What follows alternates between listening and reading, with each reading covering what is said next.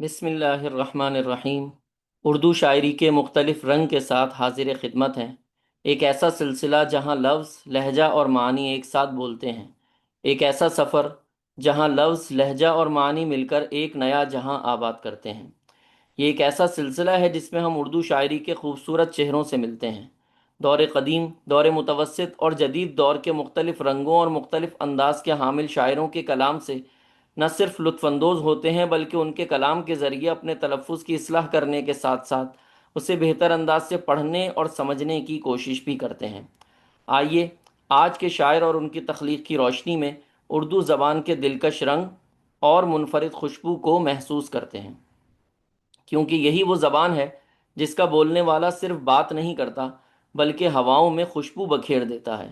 جیسے احمد وصی صاحب نے کہا ہے، وہ کرے بات تو ہر لفظ سے خوشبو آئے، ایسی بولی وہی بولے جسے اردو آئے۔ آج کا انتخاب حفیظ جالندری کے شاہنامہ اسلام سے ہے، جس کا موضوع ہے قربانی، حضرت ابراہیم و اسماعیل علیہم السلام کی قربانی۔ قربانی، اطاعت، تسلیم و رضا، یہ صرف الفاظ نہیں بلکہ وہ جذبے ہیں جو انسان کو رب تعالیٰ کے قریب لے جاتے ہیں۔ ایک لمحہ تھا کہ جب حضرت ابراہیم علیہ السلام نے باری تعالیٰ سے دعا کی، جو ایک بیٹے کی صورت قبول ہوئی، اور پھر وہ لمحہ بھی جب باپ نے اسی بیٹے کو ذبح کرنے کا خواب دیکھا اور بیٹے نے کہا، یا ابت افعل ما تؤمر ستجدنی ان شاء اللہ من الصابرین۔ ابا جان، آپ وہی کیجئے جس کا آپ کو حکم دیا جا رہا ہے، انشاءاللہ آپ مجھے صبر کرنے والوں میں سے پائیں گے۔ یہ الفاظ نہیں تھے بلکہ بندگی کے عہد کا اعلان تھا، وہ لمحہ جس نے انسانیت کو قربانی کے مفہوم سے آشنا کیا۔ یہ کوئی معمولی جملہ نہ تھا بلکہ تاریخ انسانی کی سب سے بڑی قربانی کی تمہید تھی۔ اسی منظر کو، اسی جذباتی لمحے کو اردو شاعری کی عظیم روایت میں حفیظ جالندری نے مثنوی کی صورت میں ایک ایسا رنگ دیا ہے جو دل کو چھو لیتا ہے، روح کو ہلا دیتا ہے اور انسان کو جھنجھوڑ کر یاد دلاتا ہے کہ قربانی محض رسم نہیں، یہ بندگی کی معراج ہے۔ آج آپ کے سامنے شاہنامہ اسلام سے اسی موضوع پر ایک دلگداز حصے کو پیش کرنے کی سعادت حاصل کر رہے ہیں، جس کا عنوان ہے حضرت اسماعیل علیہ السلام کی قربانی۔ یہ نظم سننا محض ایک ادبی تجربہ نہیں بلکہ ایک روحانی سفر ہے، ایسا سفر جو دل کو بیدار کرتا ہے اور ہمیں خود سے یہ سوال کرنے پر مجبور کرتا ہے کہ ہمارے دلوں میں بھی وہی جذبہ تسلیم و رضا موجود ہے۔ تو آئیے دل کی گہرائیوں کے ساتھ اس منظر کو محسوس کرتے ہوئے نظم کا آغاز کرتے ہیں۔ بشارت خواب میں پائی کہ اٹھ ہمت کا ساماں کر، پے خوشنودیے مولا اسی بیٹے کو قرباں کر۔ خلیل اللہ اٹھے خواب سے، دل کو یقین آیا کہ آخر امتحاں بندے کا مالک نے ہے فرمایا۔ اٹھا مرسل اسی عالم میں رسی اور تبر لے کر، پے تعمیل چل نکلا خدا کا پاک پیغمبر۔ پہاڑی پر سے دی آواز، اسماعیل ادھر آؤ، ادھر آؤ خدائے پاک کا ارشاد سن جاؤ۔ پدر کی یہ صدا سن کر پسر دوڑا ہوا آیا، رکا ہرگز نہ اسماعیل گو شیطان نے بہکایا۔ پدر بولا کہ بیٹا آج میں نے خواب دیکھا ہے، کتاب زندگی کا ایک نرالا باب دیکھا ہے۔ یہ دیکھا ہے کہ میں خود آپ تجھ کو ذبح کرتا ہوں، خدا کے نام سے تیرے لہو میں ہاتھ بھرتا ہوں۔ سعادت مند بیٹا جھک گیا فرمان باری پر، زمین و آسماں حیرات اس طاعت گزاری پر۔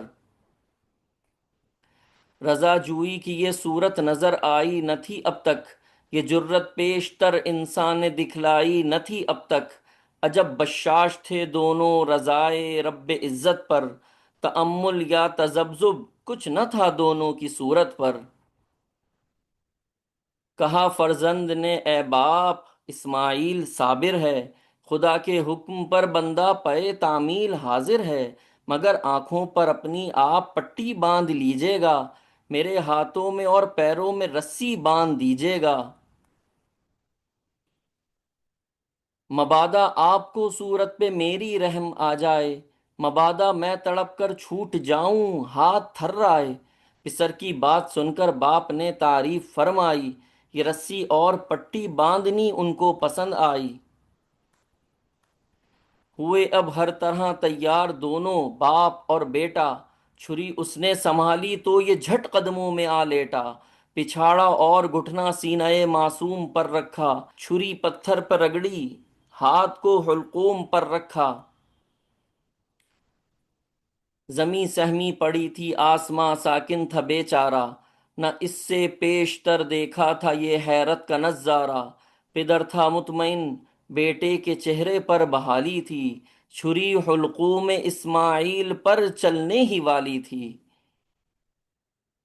مشیت کا مگر دریائے رحمت جوش میں آیا، کہ اسماعیل کا ایک رونگٹا کٹنے نہیں پایا، ہوئے جبریل نازل اور تھاما ہاتھ حضرت کا، کہا بس انتہا مقصود تھا ایثار و جرت کا، یہ طاعت اور قربانی ہوئی منظور یزدانی، کہ جنت سے یہ برہ آ گیا ہے بہر قربانی، ہمیشہ کے لیے اس خواب صادق کا ثمر لیجے، اسی برے کو بیٹے کے عوض قربان کر دیجے، غرض دمبا ہوا قربان اسماعیل کے صدقے، ہوئی یہ سنت اس ایمان کی تکمیل کے صدقے، خطاب اس دن سے اسماعیل نے پایا ذبیح اللہ، خدا نے آپ ان کے حق میں فرمایا ذبیح اللہ۔ یہ تھا ہمارا آج کا انتخاب، آج کا رنگ، ایک شاعر، ایک لہجہ، ایک احساس اور ایک جذبہ۔ یہاں ہم اس ویڈیو کا اختتام کرتے ہیں، انشاءاللہ جلد ہی ایک اور منفرد رنگ کے ساتھ حاضر ہوں گے اور اردو شاعری کے ذریعے اپنا تلفظ درست کریں گے، شاعری پڑھنا سیکھیں گے اور شاعری کی تفہیم اور سمجھنے کی صلاحیت کو بہتر بنانے کی کوشش کریں گے۔ اردو شاعری کے ان حسین رنگوں کو محسوس کرتے رہیں، کیونکہ یہاں لفظ، لہجہ اور معنی مل کر ایک نیا جہاں آباد کرتے ہیں۔ خادم اردو معلیٰ سین ویم عثمان کو اجازت دیجیے، اپنے ذوق کو زندہ رکھیے اور معیاری شاعری سن کر پڑھنے کا سلیقہ سیکھتے رہیے۔ اپنا خیال رکھیے گا۔ السلام علیکم ورحمۃ اللہ وبرکاتہ۔